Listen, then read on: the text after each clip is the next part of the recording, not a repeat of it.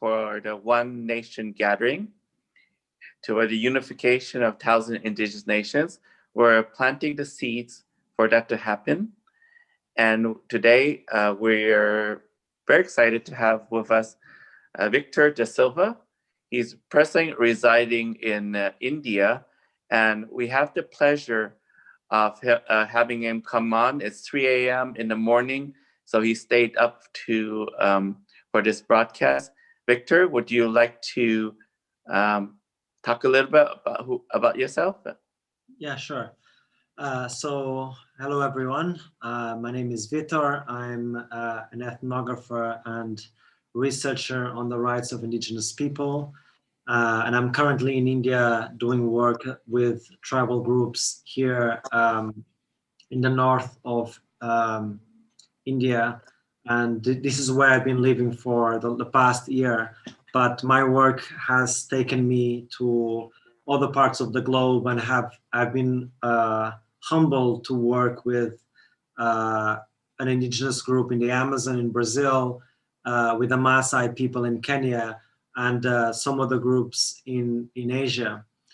And so that just goes on to say how many indigenous groups are all over the world, and that they are not necessarily, as most people tend to think, something of the past, and certainly not just based in the United States. And just India itself has 650 indigenous groups, and is the country with the most indigenous population in the world, and is an issue that is very much ignored in society.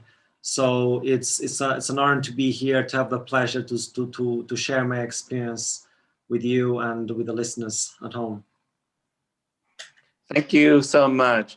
Today we're going to explore Indigenous groups from around the world, or Indigenous nations, who they are, and just try to understand where they're situated. Because once we understand where you're situated, then we can understand what rights they are lacking or they have. Go ahead, Victor. Yeah, so I feel like it's important to start by explaining why the rights of Indigenous people are yet to be meaningfully recognized. And that takes me to something which was told to me in Brazil by an Indigenous elder who said very simply that no one ever cares or respects that which they don't know about. So that really tells us that it is the ignorance of the dominant society of the countries where Indigenous people live, like Brazil or the United States, that really is that ignorance of the dominant society that allows the state leaders to find ways around the fact that they have not yet recognized the rights of the people who have inhabited in that land even prior to their arrival. And I believe that it is, again, in the interest of the state that that ignorance continues, because therefore they can continue in silence to exploit the natural resources that lie underneath the lands of Indigenous people. And another reason is also because diversity really adds complexity, and states thrive in nations where there's one language, one ethnicity, one way only of seeing the world, because it just becomes easier to manipulate and control. And so if you have, for example, in India, 600 different groups, each one of them speaking their language, each one of them praying to a different god, means that for the state, it becomes much harder to control and to get hold of their natural resources, because therefore the people become strong oppositions to power. And yeah, so I feel like the ignorance of dominant society, when people ask me wherever I go in the world what I do, and when I mention the word Indigenous people, it really most often I have to explain what it means. So again, it is of no surprise then that their rights are yet to be recognized. Yes, also indigenous people around the world who doesn't know there's other indigenous groups that exist in other parts of the world also. So that is also not only mainstream society, it's just not enough information. That's not enough education. Is that correct, Victor? Yeah, absolutely. Yeah, I mean, you just have to think that, if I'm not wrong, still in the 1950s, in Australia, in the school books in Australia, the Aboriginals groups would still come under uh, in the same category of some sort of wild animal. So that just goes on to say how, how recent this until how recent that has spread. It hasn't just been for the last 500 years, but it's still happening today. And so it really tells us that it is not just the dominant society of the countries where they live, but also as a general, there's a general gap in not only in the school curriculum that ignores the history of these peoples, but also it's just not in the mainstream for obvious reasons. We just want them to be put aside and not talked about, and continue to exploit what is there to exploit.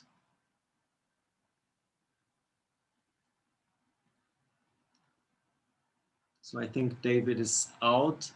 So I'll just continue talking. I will just give a little bit about insight about, I think David is back. David?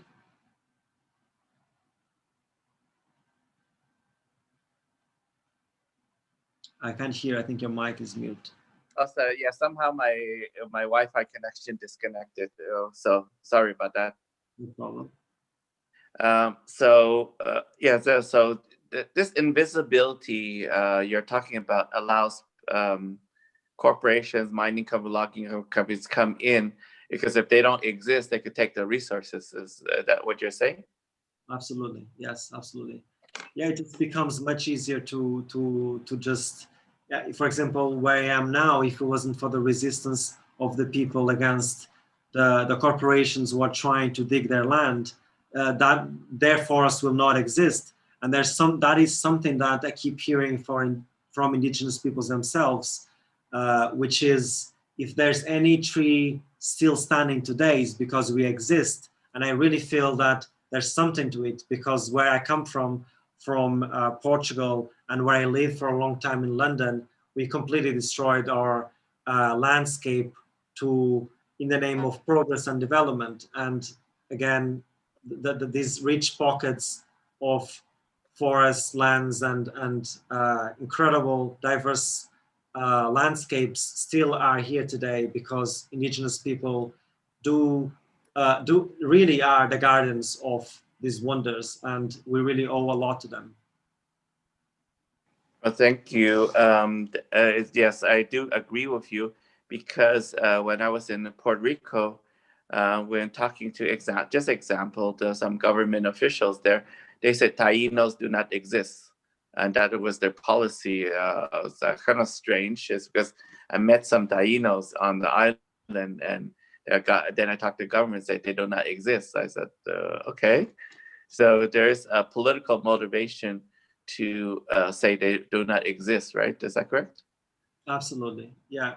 It has been for many years, and it still continues to happen. It really is to keep indigenous peoples under a shadow, and just and that just allows them to continue their agenda. Absolutely. Since you're an ethnographer, what is that exactly? Could you explain to the So, public? so ethnography is concerned with, so one of the methods of ethnography is a branch of anthropology, and anthropology is concerned with the study of humans. And you can, in simple terms, you could talk about culture, about a way of organizing society, about the cosmology of a particular community, which means, which means that the way they relate to the cosmos, and the way they just interact with the landscape primarily, which is in a way what is really distinctive about me as a non-Indigenous and some of my Indigenous friends, is really how we are not directly involved with our own subsistence. We just have to work and accumulate and have money to afford going on and living. Whereas the people in the Amazon that I've lived with, they really depend on the landscape, on the forest for their medicines, for the materials to build their houses, and to all of that. So ethnography allows, through participant observation, through sitting down with the people and living the way they live, ethnographers are able to relate to their own perspective, to their own way of seeing the world, rather than assuming some sort of epistemological position of superiority. And a lot of these, for example, to give an example, a lot of these development projects that tend to happen in Indigenous lands, or any exploration enterprise, tends to not take into consideration what people think about um, about these development projects, and really is the lack of having someone who having people first of all, have Indigenous people to be able to understand the language of bureaucracy, understand the legal repercussions um, of these development projects. And as opposed to the United States, in India, very few people, very few Indigenous people have the chance to study, and being able to, they have very little to defend their lands against, besides, in a way, their bows and arrows, because they still do not speak the language of the dominant society as these corporations and the dominant society does. And so it becomes very hard for them to negotiate. And so having ethnographers who can, in a way, understand better the situation on the ground, and being able to facilitate the communication between the Indigenous groups and the corporations and the state, it becomes of other importance. But in an ideal world, would be Indigenous peoples themselves having the power to complete these negotiations themselves. Yeah, it's also, let's look at the indigenous populations around the world. Let's pull that up and see where they live, so we can have a better idea of who they are. Do you have that, or you want me to get it from the internet? Yeah, if you could, I know there are around 370 million Indigenous people all over the world. I know they account for around 5% of the human population. And I know that they are mainly based, Indigenous people. In Europe, there's only one group called the Sami people, if I'm not wrong, based in Norway. But besides that, in Europe, that's the only group. And then you have Asia. Every single country has Indigenous populations. You have India, Nepal, Burma, Thailand. Basically, every single country still has these tribal or indigenous groups that live there. And if I'm not wrong, Asia is the continent with the largest indigenous population in the world. Yeah, let me, I'm going to turn off the camera so I can look at my phone. I have the statistic on my phone. Then I'm going to just read it out so people could understand. Okay. Mm-hmm.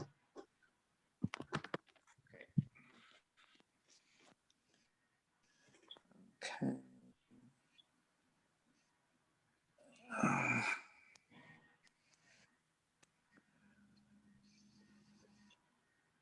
Okay, I have the statistics. There are 112 million indigenous people in China. 104 million indigenous people in India, around 70 million indigenous people in Indonesia, 11 million in Philippines, 4 million in Malaysia, 78 million in Vietnam, and 400,000 in Cambodia. 90% of indigenous peoples are in the, it says 90% of the people, indigenous people live in Asia. So it's kind of an interesting statistics, is because a lot of times people think indigenous people are in North America, Central America, and South America. So they estimated that there are around 40 million indigenous people in Canada, US, Mexico, Central America, and South America. So they are, it's a lot smaller than Asia. So what do you think about those statistics, hearing that like 96% of indigenous people are in Asian countries versus, it just blew my mind because I thought that most of the indigenous people are in North America, I mean, all North America, Mexico, Central America, South America. It's a very small population that is all there.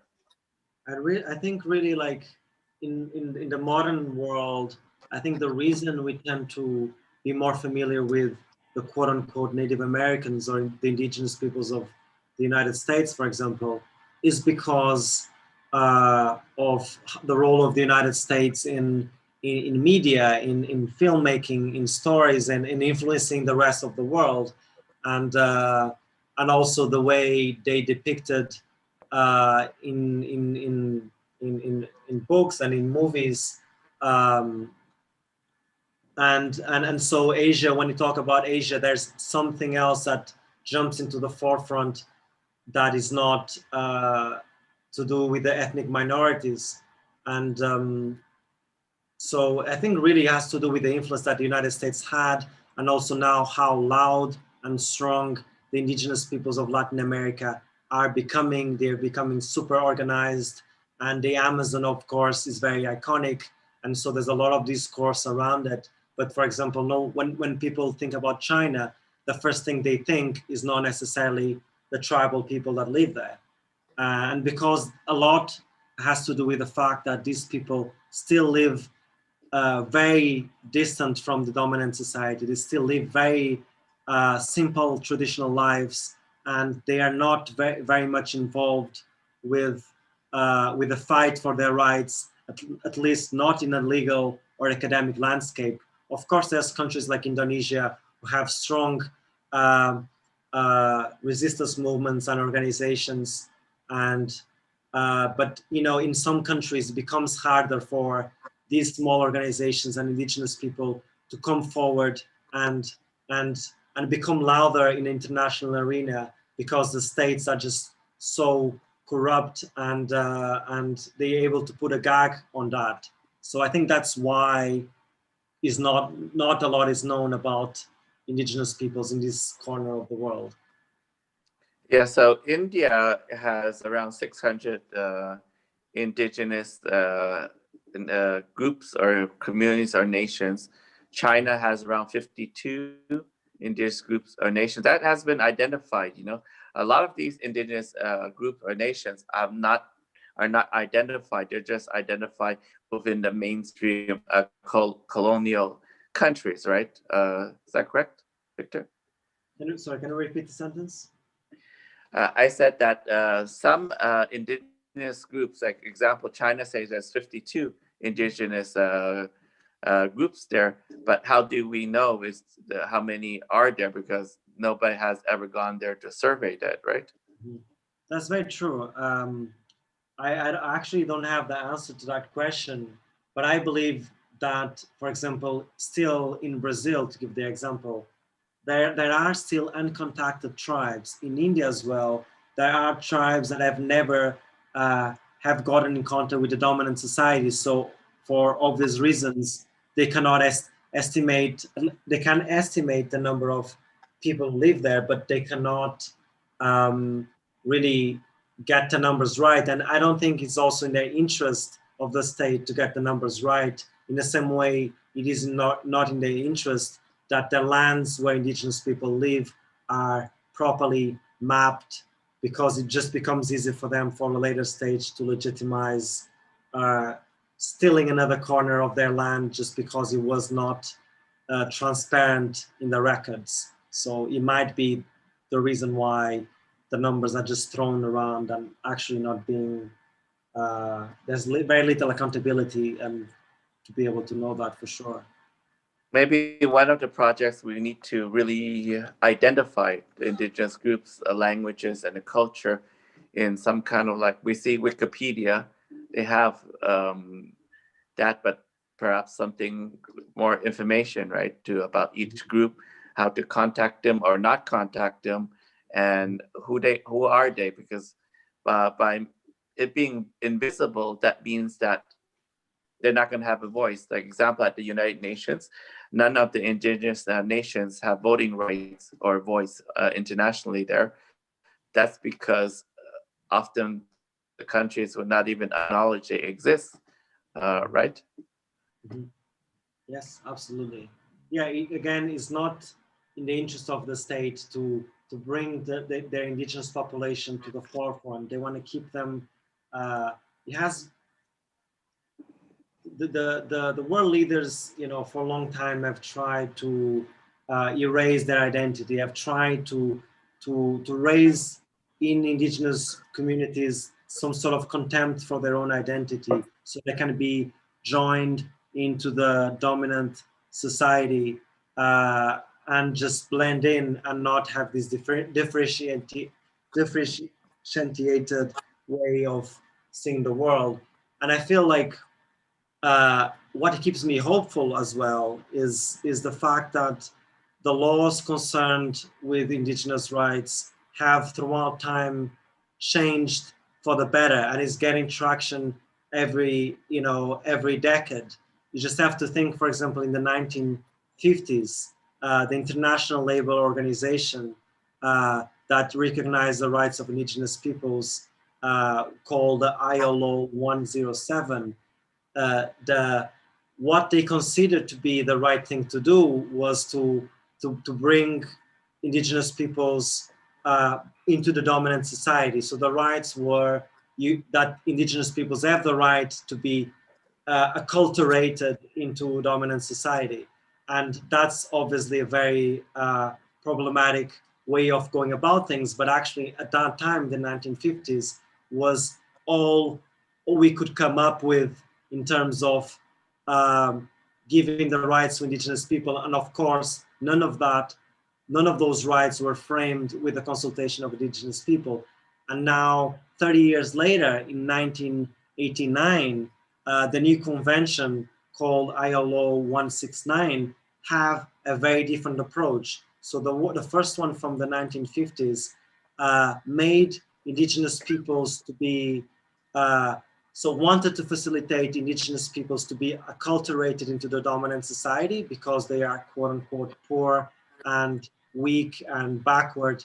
And what happened 30 years later is that no, indigenous rights must have the right to practice their culture the way they want and have sovereignty over their land and not have an interference of the state. And what I feel that changed in these different approaches was the fact that our own idea of indigenous peoples have changed.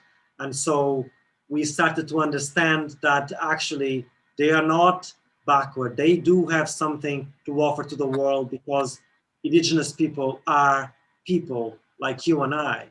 And so that gives me hope, because regardless of the state, as we, the public, the people, get to learn more about that and are able to push our own governments to change these laws, that's the only way anything is going to go forward. It's not going to be the state that tomorrow is going to turn up and say, I'm going to give the rights to indigenous people to have their land, because it's just not going to happen. Right. Totally agree with you. You also you prepared a presentation. Of course, the Wi-Fi wasn't well. Sorry about that. You couldn't upload it to present. You had to did something pre-recorded. We can probably hear it later in another time. You know, it's so we could have another special broadcast about that. So we can bring it up. Would you like to talk a little bit about what was in the video that you made? So in the video, I was pretty much talking about what I'm talking here, but the difference was I was way less tired than I am now when it was like 2 p.m. and not Right. 4 a.m. in the morning. So, but it was basically talking about really why indigenous rights are not respected, mostly because of the ignorance of society and the world, and explain a little bit about how just like a more anthropological approach about the world and humanity, and that what we have today, United States, Portugal, India, all of that are nothing else but stories. Those are all just stories. The same way that, um, you know, all right, so that tells us that we need to tell better stories, because in 2020, for indigenous people to still be fighting for the recognition to live in a land that has always been theirs should not be one of our issues. We should not have people being killed, violently displaced, and forcibly brainwashed in schools just for the fact, just for the state to have hold of their land. This grotesque abuse of human rights should not be happening in 2020. And again, the reason is very few people know who indigenous people are. And just the very fact that me as a white person have to be here talking about this issue just goes on to say that how much there is still to be done for, so indigenous people in India and all over the world have the space to have equal opportunities to study and being able to talk about the issues that confront them the way they see it, and not needing someone who's compassionate about the cause to travel halfway around the world to support them. So, yeah.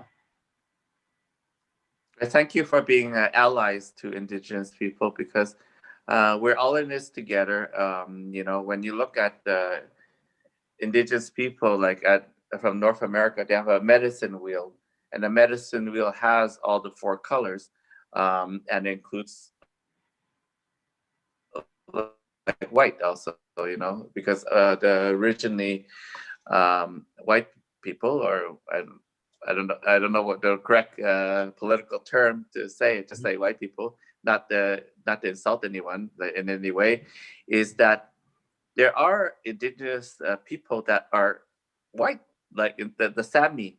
Where I'm supposed to have a phone call with the Sami elders in 2 days. That and they're not the only ones group in Sami, but they're the most recognized. Because remember that Scotland, Scotland and Ireland, they were in clans. Those were basically tribes, right? What's your point of view for that? Sorry, can you repeat that, the last sentence? Scotland and Ireland were before they had Scotland. clans. Weren't clans tribes? I feel like it really depends on your definition of tribe, because there isn't yet an international agreed definition for indigenous peoples or tribal people. But I feel that we as human beings evolve through time in small communities and small hunter and gatherer communities, and for a community to work together, there has to have some sort of not only people develop culture together, but they also these communities were small, so people had to have an identity and have a god or something to relate. For for them to engage in some sort of collective effervescence through their rituals. And these small clans that they were in Scotland were small pockets of communities that that were interacting with the landscape and also fighting for territory. And so you could probably call them tribes or clans, but you know, in essence, we are all descendants of a number of people that walked from Africa some 60,000 years ago, that populated the world. So in a way, we are all indigenous to the planet. And I feel like the most important thing here is to again to join forces with those who are in pro of the planet, be it indigenous or non-indigenous, and together, you know, bring our own cultural diversity to the table, because that is today what allows us to see a difference between a Donald Trump and something else, is because there are these different rich perspectives that allows us to see you know, this person for who he is. And the most dangerous thing that could possibly happen to humanity is for us to allow these indigenous voices to fade away, and us being trapped in one language, one way of seeing the world, because then we will not have the tools to understand when someone like President Trump is in power that does not represent humanity or the planet.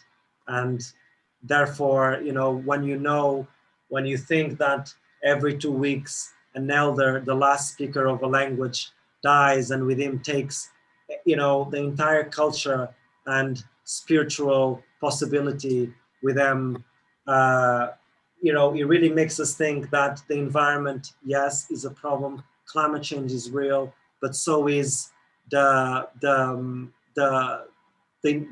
situation that indigenous peoples are facing, and how it should be in everyone's interest that their rights are respected, because we already damaged our landscapes. We already um, are involved with a way of organizing society that is very hard to step back from a cash-based economy, for example, as opposed to the people that work here in India, who are still largely dependent on their own direct subsistence.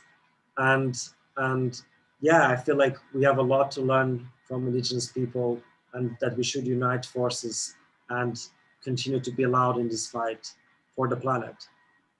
So we're gonna go soon and let you go to sleep.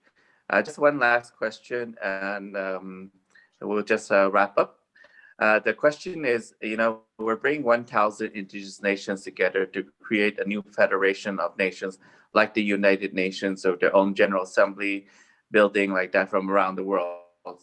You know, to unify them. If once it's fully formed, it'll consist of the federation of 370 to 600 million indigenous people worldwide, the same size as population as the United States or European Union. How do you see this impacting the world by giving indigenous people voice, positively or negatively? What's your opinion on that? So whether that will be positive for the world or negative, is that your question? Yes. I mean, negative, I think it would have to be someone like President Bolsonaro, Donald Trump, to believe that that would be a negative thing. But I think there's all that we all as humanity only have to win from this join of forces, because you know, the same way the indigenous individual enters, say, a ceremony as one distinct individual with his own subjectivities, and through the ceremony of that togetherness emerge as one with the community. I feel like today the different indigenous groups, with each with their own cosmology and language and way of seeing the world, coming together on the streets, or coming together on an auditorium, for example, to discuss their future, you know, the ritualistic nature of their interaction and their collective effervescence. Each clan, each tribe enters that auditorium, enters the street as a different group, but through their shared struggle, they emerge as one together, fighting against the same evil. And I feel that there's nothing negative from that. Quite the opposite. There's only, the strengthening of their voices and them being louder, being able to fight for their own rights the way they see it as appropriate, and not needing intermediaries, and just being able to show up and help us dealing with the problems that are facing humanity today, like climate change, and not just simply inviting one or two groups that are not representative of the entire indigenous global population, and in a lot of ways being tokenized in these sessions, just for the fact that these leaders can say that they are taking indigenous perspective in the fight against climate change. But as we all know, that is not true, and there's a lot to be done. And I feel like this project that you're doing and everything you just talked about, it's of utter importance to bring all these people together and unify. And so we, who have caused so much suffering, I talk as a Portuguese and descendant of colonizers, that, it is time for us to really sit down and step down from our pedestal and listen and learn from the indigenous people of the world. Thank you so much, Victor. Where we could find more information about your work? Do you have a website or that people can go see? So mainly on Instagram under the handle ethnopoet. So that's ETHNO poet, and on Twitter as well. And that's where I mostly share stories from our journeys whenever I have time. Yeah. Please send us your link and we'll post it so people can learn more about your work. So thank you and have a good sleep and a good dream. Thank you for the invitation. Thank you so much. And thank you for everyone who listened. Thank you. Thank you.